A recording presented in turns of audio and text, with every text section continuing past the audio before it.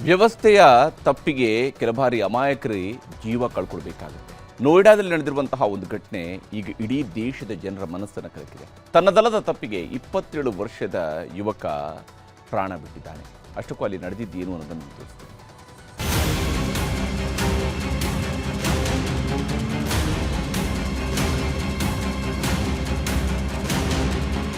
ರಾಷ್ಟ್ರ ರಾಜಧಾನಿ ದಿಲ್ಲಿ ಅಂದ್ರೆ ದೇಶದ ಪ್ರತಿಷ್ಠೆ, ದೇಶದ ಹೃದಯ ಭಾಗ. ಆದರೆ ಅಧಿಕಾರಿಗಳು ಮತ್ತು ಆಡಳಿತ ವರ್ಗದ ನಿರ್ಲಕ್ಷ್ಯ ಮತ್ತು ಅಮಾನವೀಯತೆ ಹೆಮ್ಮೆಯ ಮಹಾನಗರದ ಮರ್ಯಾದೆ ಹರಾಜು ಹಾಕಿಬಿಟ್ಟಿದೆ. ವ್ಯವಸ್ಥೆಯ ನಿರ್ಲಕ್ಷ್ಯಕ್ಕೆ ಹೋಯಿತು ಅಮಾಯಕನ ಜೀವ.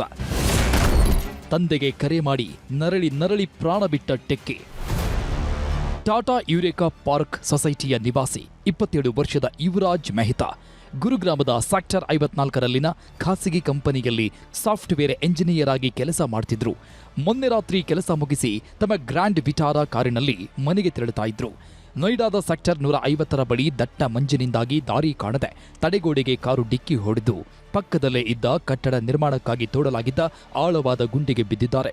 ಗುಂಡಿಯಲ್ಲಿ ನೀರು ತುಂಬಿದ್ರಿಂದ ಕಾರು ಮುಳುಗಲಾರಂಭಿಸಿದೆ.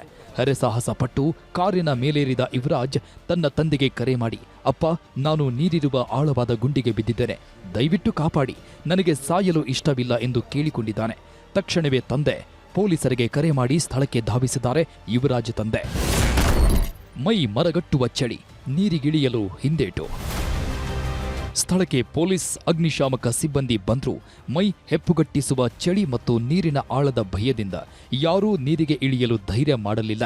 ಯುವರಾಜ್ ಕಾರಿನ ಮೇಲೇರಿ ನಿಂತು ಟಾರ್ಚ್ ತೋರಿಸ್ತಾ ನನ್ನನ್ನು ಉಳಿಸಿ ಎಂದು ಸುಮಾರು 90 ನಿಮಿಷ ಕಿರುಚಾಡುತ್ತಾ ಇದ್ರು. ಅಲ್ಲಿದ್ದವರು ಅಸಹಾಯಕರಾಗಿಯೇ ನಿಂತಿದ್ದಾರೆ. ರಾತ್ರಿ ಸುಮಾರು 1:45ರ ಹೊತ್ತಿಗೆ ಯುವರಾಜ್ ಕಾರಿನೊಂದಿಗೆ ಸಂಪೂರ್ಣವಾಗಿ ನೀರಲ್ಲಿ ಮುಳುಗಿದ್ದಾನೆ.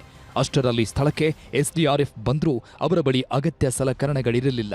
ಘಾಜಿಯಾಬಾದ್ನಿಂದ ಎನ್ಡಿಆರ್ಎಫ್ ತಂಡ ಕರೆಸಿ ಕಾರ್ಯಾಚರಣೆ ನಡೆಸುವಷ್ಟರಲ್ಲಾಗಲೇ ಯುವರಾಜ್ ಪ್ರಾಣ ಪಕ್ಷಿ ಹಾರಿ ಹೋಗಿತ್ತು.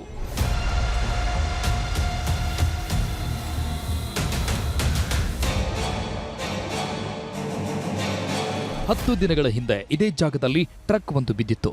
ಆದರೂ ಅಧಿಕಾರಿಗಳು ಇಲ್ಲಿ ಯಾವುದೇ ಮುನ್ನೆಚ್ಚರಿಕೆ ಕ್ರಮ ಕೈಗೊಂಡಿರಲಿಲ್ಲವಂತೆ.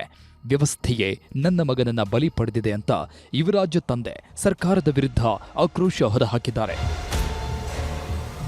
ಘಟನೆ ನಂತರ ಸರ್ಕಾರದ ವಿರುದ್ಧ ಜನ ಬೀದಿಗಿಳಿದಿದ್ದಾರೆ. ರಸ್ತೆಯಲ್ಲಿ ರಿಫ್ಲೆಕ್ಟರ್ಗಳಿಲ್ಲ, ಚರಂಡಿಗಳನ್ನು ಮುಚ್ಚಿಲ್ಲ ಅಂತ ಆಕ್ರೋಶ ಹೊರಹಾಕಿದ್ದಾರೆ. ಆಕ್ರೋಶ ಜೋರಾಗ್ತಾ ಇದ್ದಂತೆ ಯುಪಿ ಸಿಎಂ ಯೋಗಿ ಆದಿತ್ಯನಾಥ್ ಪ್ರಕರಣದ ತನಿಖೆಗೆ ಎಸ್ಐಟಿ ರಚಿಸಿ ಆದೇಶ ಹೊರಡಿಸಿದ್ದಾರೆ. 5 ದಿನಗಳಲ್ಲಿ ವರದಿ ನೀಡುವಂತೆ ತನಿಖಾ ತಂಡಕ್ಕೆ ಸೂಚಿಸಿದ್ದಾರೆ. ಅಲ್ಲದೆ ನೋಯ್ಡಾ ಅಭಿವೃದ್ಧಿ ಪ್ರಾಧಿಕಾರದ ಸಿಇಒ ಲೋಕೇಶ್ ಅವರನ್ನ ಅಮಾನತು ಮಾಡಲಾಗಿದೆ. Bureau report, news 18.